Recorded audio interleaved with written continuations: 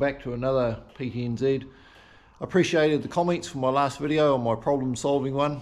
Yeah, it's pretty good. I should point out, one man commented like he's got a late model truck and still got a crossover on the fuel tanks. I was referring to when Peterbilt did away with it. I think it was in the mid 80s or something. They took the crossover line under the tanks away. But I'll be honest, I've never looked at a modern truck. So yeah, I don't know. Sometimes what I say isn't always correct, but I did appreciate the comment, and yeah, it was good. I'll just show you what I've done on the fuel tanks. I haven't run it since I've done it, so it'll pop and splutter and die on me. But I've gone and put these valves on there, had them laying in a box here. So I've haven't finished painting it yet. Need to put a piece in there, but yeah, so I can shut a tank off.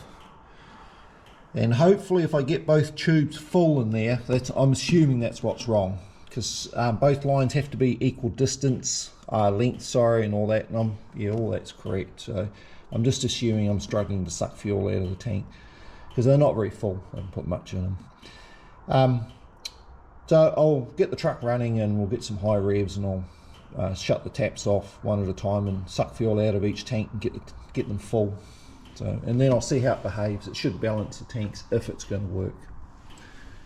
So the next thing I'm doing is, I've walked past it many times and I've been told by a few people, I made these tie downs here, and yeah, great angles, all look flash, but they're not correct. They're way too thin for tie downs. It's a bit of a grey area regarding certification.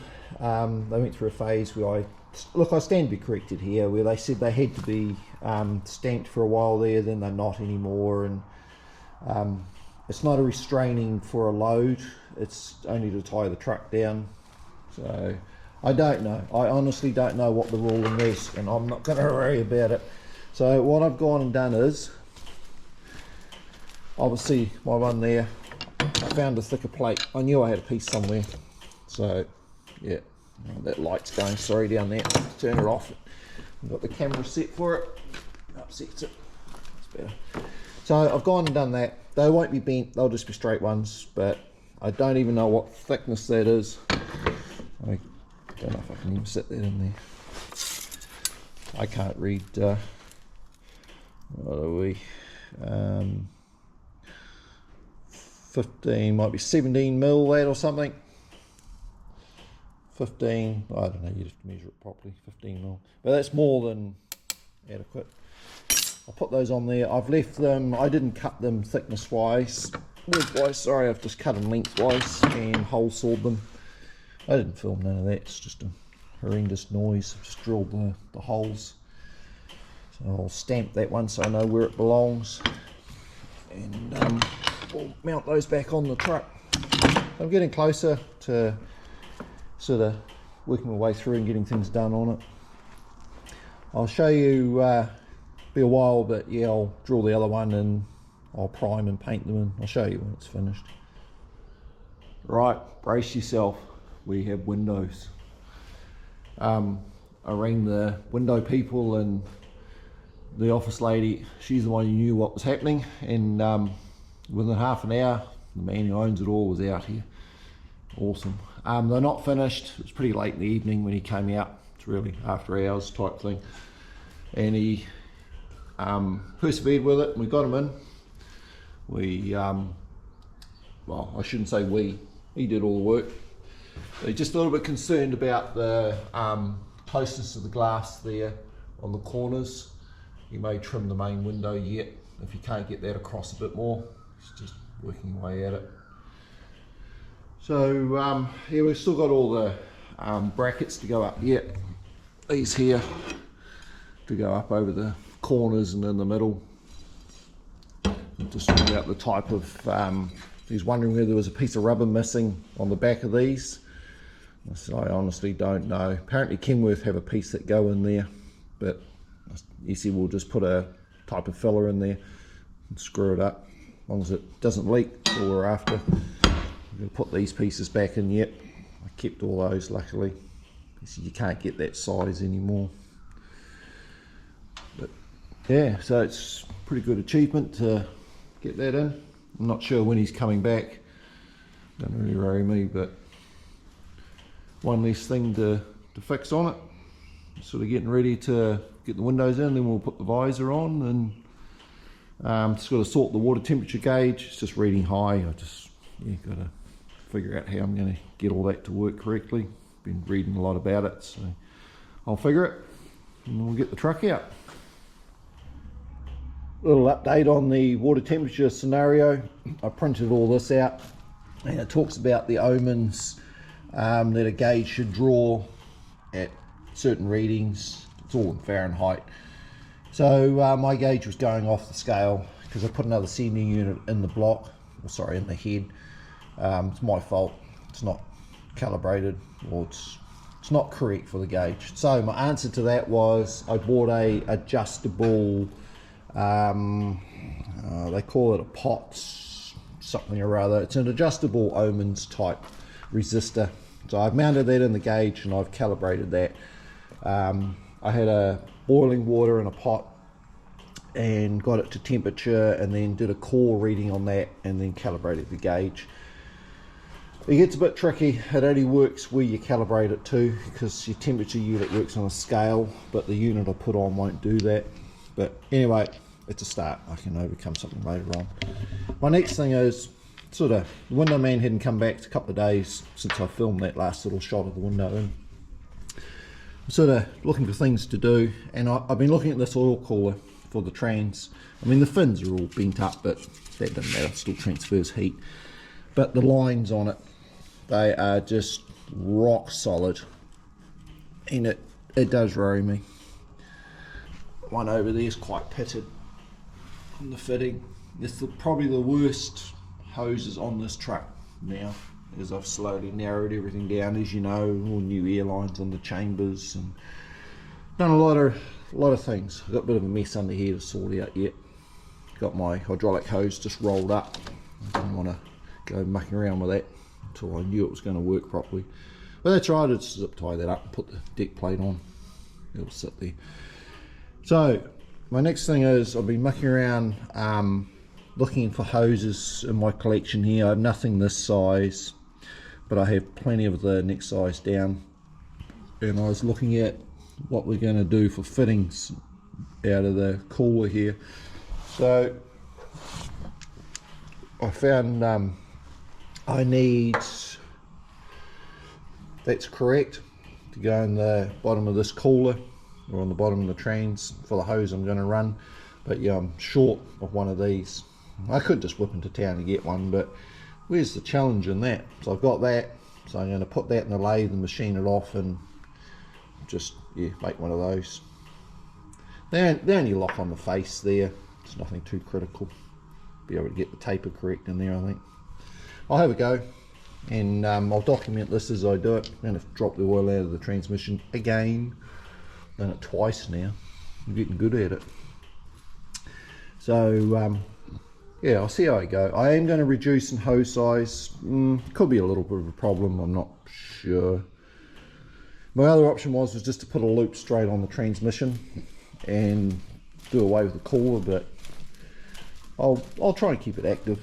I mean, even if we've got a slightly restricted oil flow, so I'm not going to quote sizes, but that's what I'm going to run on there. Got plenty of that hose here. It's better than what's on the truck. Alright, I'll go and make this in the lathe. Alright, as you can see, we're just taking the cooler off out of the frame of the truck, trans cooler. Yeah, it never was very pretty on there. I've stood a couple up, so I'm going to continue doing that. I've done it before. Go along, I'm going to straighten them all out the best I can. I've put the fittings in, put some caps on, keep the dirt out, plugs out on the gearbox transmission, so it's dumped all its oil, and I'll get under there and put my fittings in. I need to put these two here on the bottom of the box. Okay. Alright, I'll keep working away at this and I'll give you a finished result. Have a good look now. And I got it to this. Yeah, I sound a bit funny, I've got a cold, got a head cold. Kids, gotta love them. They bring all their germs home. So yeah, I've spent quite a few hours sitting there I have actually got a pet comb inside for combing the cat. I thought about bringing that out and using it, but yeah, I don't think it's worth losing my life for that, but I won't be happy. So that's alright, I can see through it, I've blown through it, so we'll mount it up and I'll try and get some hoses put on. And they're off. We're lucky we did take them off. One of these has got a rub mark in it. It's right through the steel. It's in the inner core, and they're nearly a two-hand operation to bend them. They're hard. They've done their day. So, they're decent for the recycle heap. So we've got that remounted. We've got the other hoses put on, and we run it. But we did it last night because we smoked our workshop out. We just shut the door and go inside, and there's no leaks. Something I was unsure of, I didn't read a book about it. I wasn't sure whether they pumped oil when they were just sitting there in neutral running, which yeah, I proved that they do. I undid the hose and it's all circulating. I wasn't sure whether the pump just runs when the gearbox is moving or not. So anyway, we're going to zip tie and tie everything now that we know all that works, and start to put it back together. Alright, done a bit of zip tying. Got all these lines tied up in the top up here. Yeah, that big long one rolled up there, that's the hydraulic line from the pump up to the tank. I just didn't want to go cutting it and changing the ends on it because they're crimped ends. I know they won't blow off. The rest of them will probably pop off, the ones I've made, but we'll worry about that when it happens. So anyway, that's, yeah, it's not going to worry me. But my next little thing is air dryer. I thought, right, because I can imagine what it'll be like, and it is. I took it off, didn't want to damage it because I need it on there if I want to shift the truck. So it was painted. Now I painted it, plus it's had multiple other things done to it. But I've just buffed it. Nowhere can I find a number on it. I know they only would have been little digits just printed on it if it had anything. Should have had something. But yeah, she's due for a new one. So I've measured it. I think it's like 1.5 inches and it's 4 inch, and I've done it in metrics. I can't identify the threads, not sure what they are. Tried to use a thread gauge, but it seems to be an odd number to what I've got.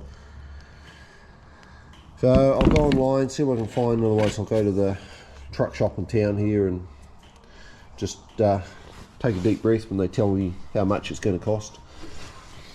They seem to be very expensive, all those places now. I know they've got to survive, but yeah, it's a hobby truck. Kills you. So anyway, that's an update. Went to town just before closing time today. It's a Saturday here, so everything closes at midday.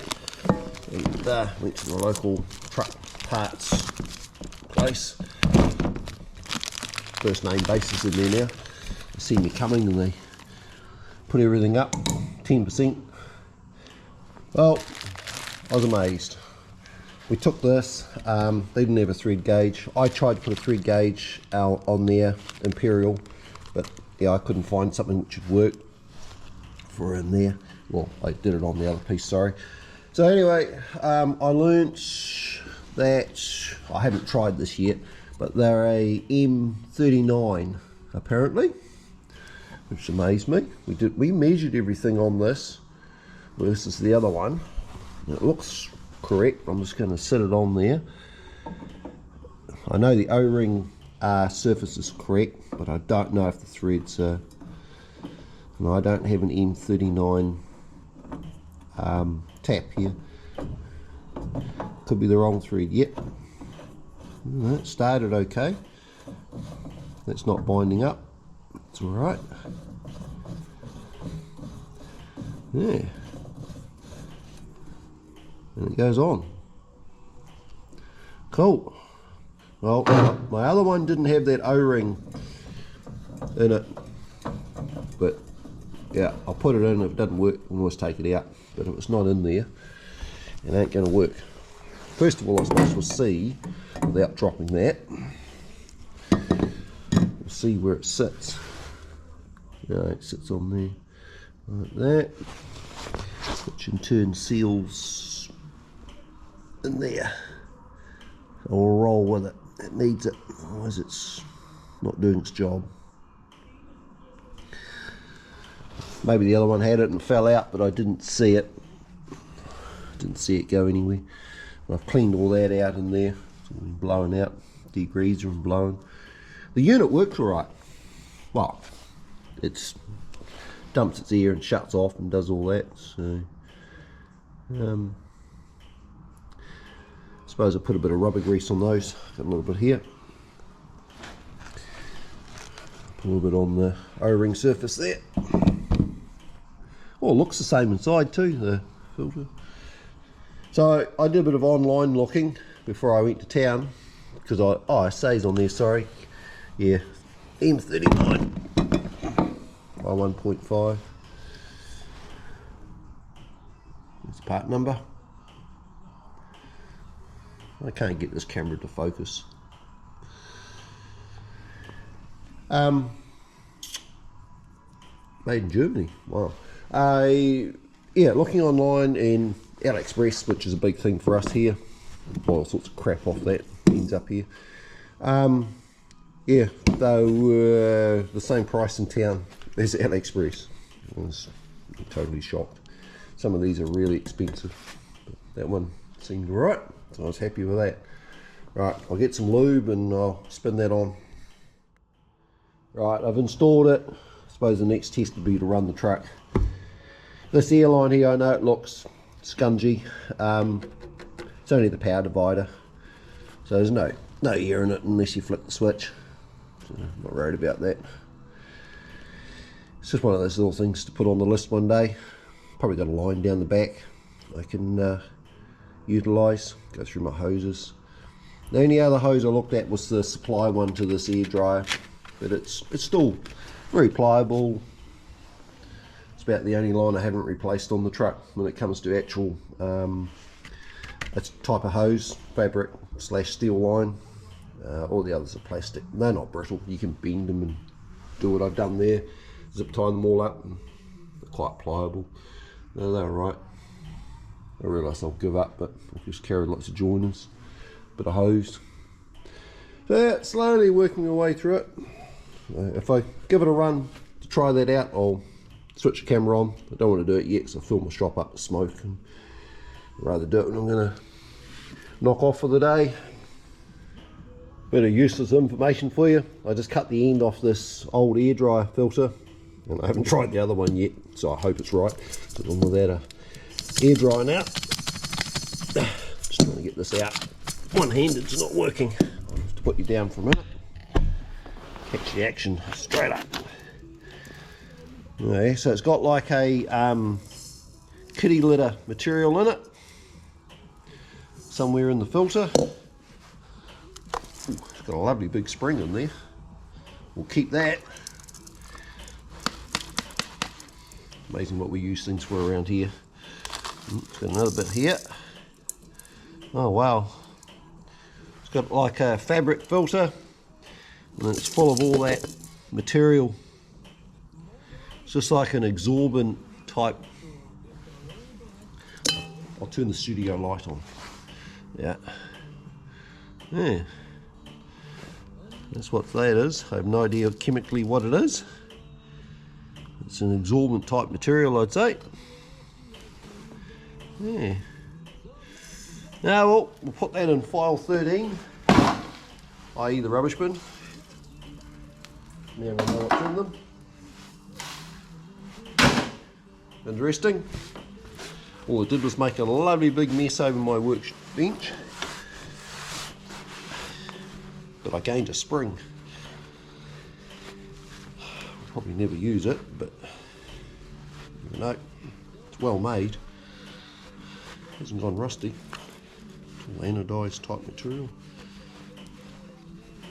Got a big bucket full of springs here. Yeah. Oh, I just thought you might have liked to see what was in one of those, because it's the first for me. Let's pull one apart before. something I am going to do, and I will show you, I'll flick you back on the next couple of minutes. I'm going to go out and grab the engine oil filter. I've taken it off the truck, it's been outside for a few weeks now, upside down. I'm going to cut the end off that, and we'll have a look.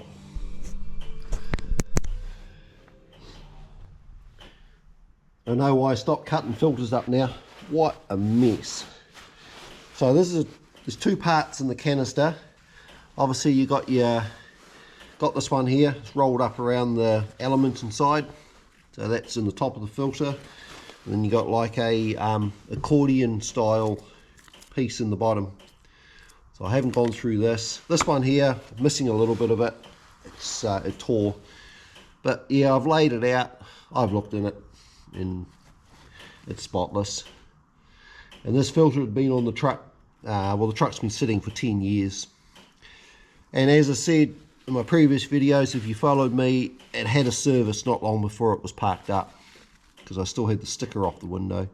Hadn't done many Ks or miles at all, so all that was good, apart from the water in the discs, which was just condensation, and the breathers.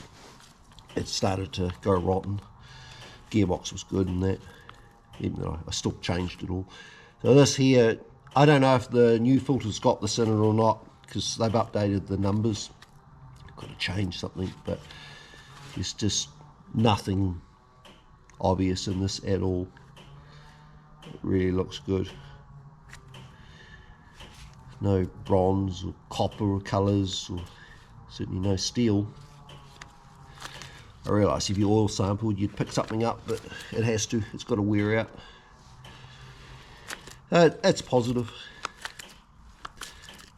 I've still got to go and, as I keep saying, go back to where I got it from and sit down. I've got access to the information on the truck and find out what they did to it service wise. All the indications I'm seeing so far, it had quite a bit of money spent on it before it was parked up, because yeah, everything's really tight, all the suspension, and got another spring too, spring collector. But anyway, only time will tell, only when I get there to dig that information out of their system. And I didn't know any of that when I made the choice to pick this particular truck out of the lineup. I just, a number of reasons, as you know, the condition of the rails and the cab and what was within my skill set to deal with. Some of the other ones are cabs. If you check my review video out when I went back in the summertime and had a look at them, the others sitting there, and had opportunity to go over them and look at them again, understanding what I'm looking at because of what I've done on this one. It was actually really good for me too. I realised that I didn't make too bad a choice when I chose this one. So with that, I'm going to end this video here. And again, I appreciate you following me. I see my subscriptions are going up. It's all happening at the end of it all, because as I've talked about, I have no idea what's going to happen to this channel. Not very much. I'm not a content uploader. I just don't want to make rubbish and put on there. It's not worth it, because I personally don't like it, so I'm not going to do that to other people. Obviously there'll be videos of this. There's still a few to go. We've got to get it out the workshop and we've got to get it running and take it for a run down the road and hook it up to the transporter and show it when it's all finished with the visor on and that. So yeah, don't drop me off your list yet. There's still a few more, and there should be good ones that come. We'll get some action shots of it out on the road, even if it's on a tow hook getting towed home, but it's still it's doing something. So right, I'll end it there, and yeah, thanks.